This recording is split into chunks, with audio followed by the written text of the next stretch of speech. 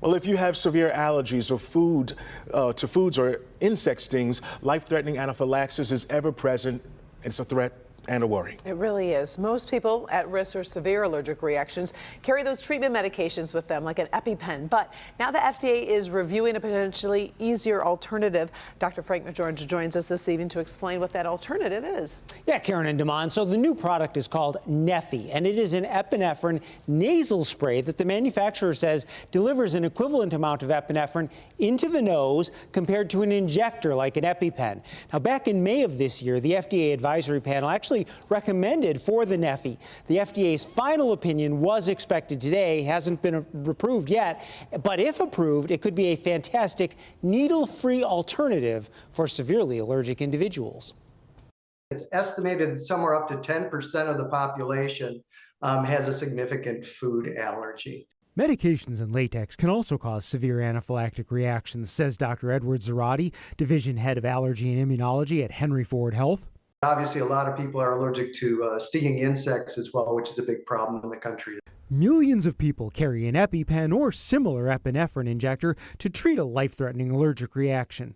And while effective, both for themselves and maybe even more for their children, they kind of hesitate to give the injection because they're a little bit more afraid of a medication in injectable form.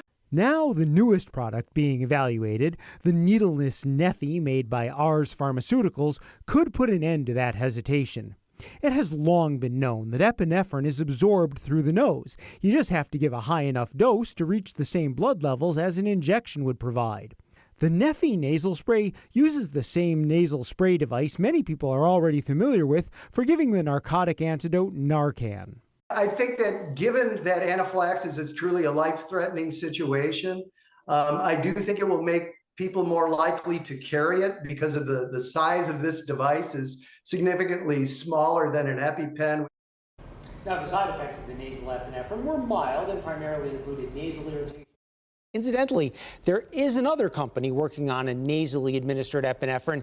It would use a completely different type of sprayer device, but I would expect it to be similar otherwise.